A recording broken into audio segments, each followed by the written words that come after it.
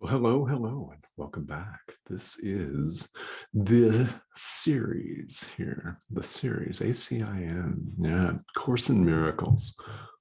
Well, today is one of those days where I could be very, very brief or elaborate for a long time. And every time I announce this on one of these videos, it's really truly up in the air as to how much I'm really going to say. It in fact depends on what I'm guided and told to say. And well, lesson 219. Here we are, we're running down. There are only two more review periods here, today's video and one following, of this really wonderful and really important period of review here in the workbook for students. And as always, here in this review period, the central idea is I am not a body, I am free, for I am still as God created me. And my hope is that you've been following along. And if you're following along in the workbook, whether you're using these videos as a guide or an accompaniment or not, doesn't make any difference. Doesn't make any difference. That's why we're pre-recording all of this material, so it's available whenever you pick this up. And well, you could be watching this years from now. So right now it's December 7th, 2021. That's the recording date. So whenever it is that you're tuning in, welcome. If you're following along, you'll know that this central idea that we are not a body is reinforced throughout this review period and the practice periods that the workbook suggests, because this is fundamental to the thought system of A Course in Miracles. Well, it's fundamental to spirituality in general. This is the way this works. If it's fundamental to A Course in Miracles, it's fundamental to spirituality in general. The teachings worldwide are all the same. You may have noticed many different ways in which various world religions and teachings all converge. Spirituality all converges around truth with a capital T. Now, there are many doors. A Course in Miracles is but one door. It is one way to wipe away, to clear away all of the drama, all of the clouds, all of the veils that stand between who we really are and our awareness and knowledge, acceptance of that. We've interposed the barriers. We remove them. That's what spirituality involves. That's what practice involves. That's what taking these ideas to heart actually involves, is contemplation of the idea that we're not a body. That, in fact, is today's review idea. It's lesson 199 from the workbook that we're reviewing today. I am not a body. I am free. So we get a double or triple, hopefully maybe a quadruple, quintuple dose of this today. Lots of I am not a body. That's today's idea. I am not a body. I am free. I am not a body. I am free. If you have a rosary or a mala, you could just go through. I am not a body. I am free. I am not a body. I am free. Could be your mantra for the day, right? It's a possibility. However you choose to practice this idea, simply we're all being invited to just do it. However we're called, however we're directed to practice the idea that we are not this. however much effort and energy we may put into personal grooming, yeah, however much energy we may put into our physique to make it hot, sexy, and attractive, guys with big muscles, right? Ladies possibly with lots of musculature as well. Guys, women, we want to lose weight, right? We adorn this thing with stuff that we call clothes, right? It's not who we really are. So we're not saying, let's be perfectly clear, we're not saying don't go to the gym. Yeah, I'm going later today because it feels good. Yeah. I am not saying don't pay attention to the physical body. Do, in fact, pay attention to it. It is a valuable communication device. It is a valuable tool. Place it in the hands of the Holy Spirit. Place it in the hands of your guide or your guides.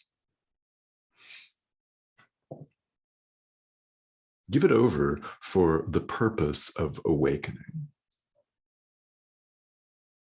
I invite you to do that. Have you done that?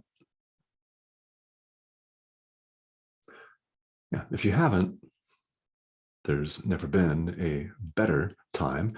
There's never been a more propitious time than right now. Oh, yeah. Mm-hmm. Yeah. So as we've been doing here, as we go through these review ideas, there is a portion here in the workbook that's set off in italics for us to read and contemplate. So today's reads, I am God's son. Be still, my mind, for a moment and think on this. Yeah.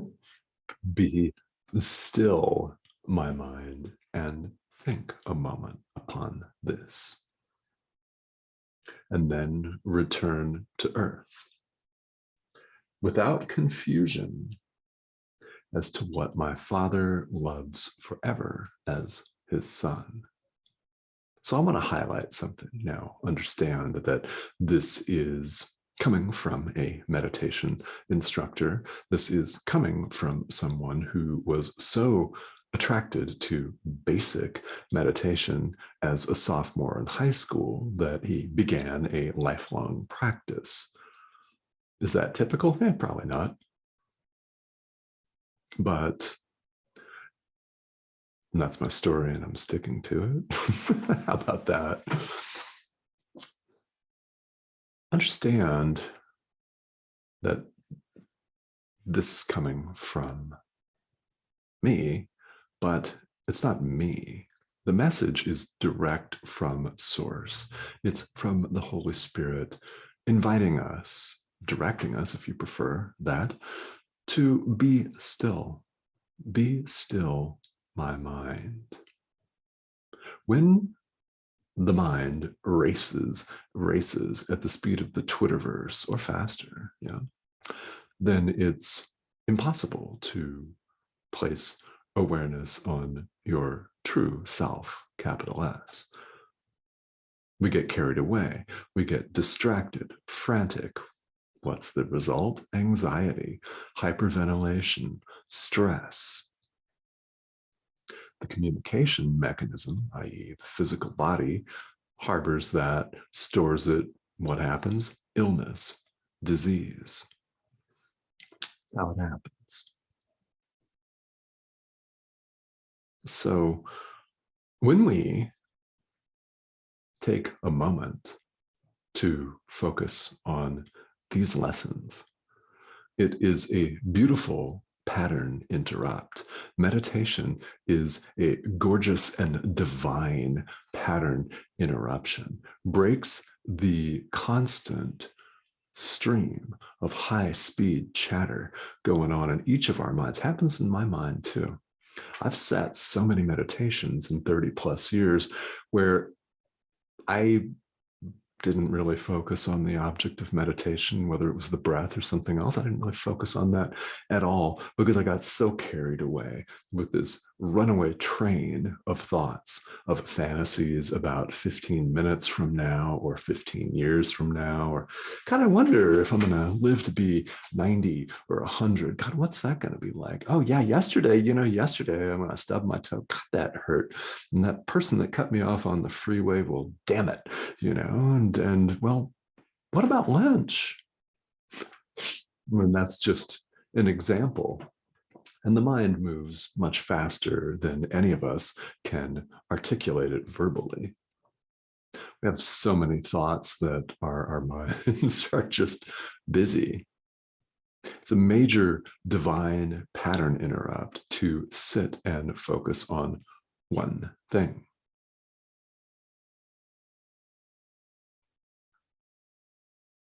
The results are astounding.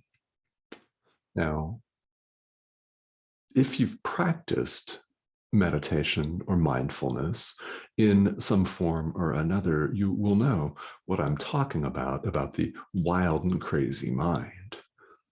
In Buddhist traditions, it's often referred to as monkey mind, which is completely accurate sometimes, isn't it? Running around playing with one shiny object after another, drawn to one shiny object after another, drawn to one person's really hot, sexy picture on Instagram, drawn to the news feed, drawn to having to go to the bathroom. Right? It just goes and goes and goes and goes and goes. And what I hope and I want you to realize is you have control. So take it. Nothing wrong with that. Take control by making a decision in the present moment to be still. Practice this idea. Even if all that entails is your recitation of the idea, I am not a body, I am free, and sit with that. Doesn't have to be for an hour, doesn't have to be for even 1 minute. One of the beautiful things about meditation practice or these workbook exercises, whatever your spiritual practice is, one beautiful thing about spiritual practice in general is nothing is lost, ever. So in the end, if all you find yourself able to give is 30 seconds, that is amazing. Much can be learned and unlearned in 30 seconds. Oh yeah, much. And if you're skeptical about this, I invite that. That's good. Oh yeah. Yeah, I love that.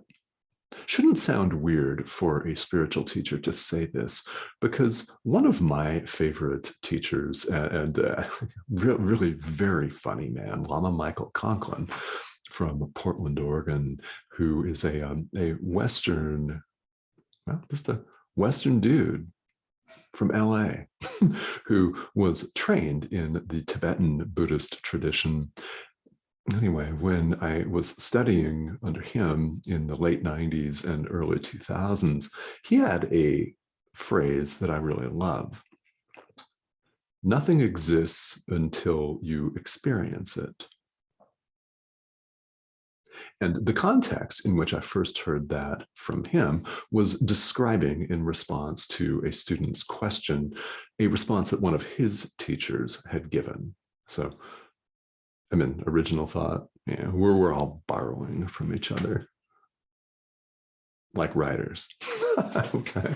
So what the context was is that someone had been skeptical of something that a teacher had said or a book had said or something like A Course in Miracles.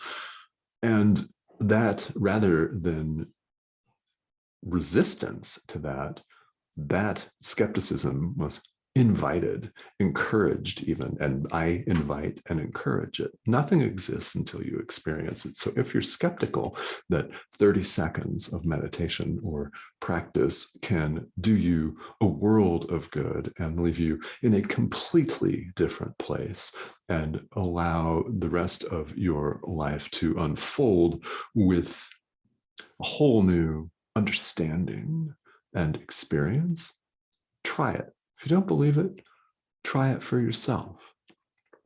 But really try it. Each of us knows the difference between half-assed and legit. Do we not? We just feel that in our gut, each and every one of us. We know intuitively, each of us, when someone is shitting us. Do not. We know intuitively when someone is trying to deceive us, to pull the wool over our eyes, to get us to buy their fancy, shiny product with flowery language, that sort of thing. Yeah, we just know. So the reason that you're still watching this video, the reason that you've watched any of these videos is that deep down, you're learning to trust your intuition, which tells you, what do you have to lose? Sit with this idea. I am not a body. I am free. What do you have to lose? The answer, nothing.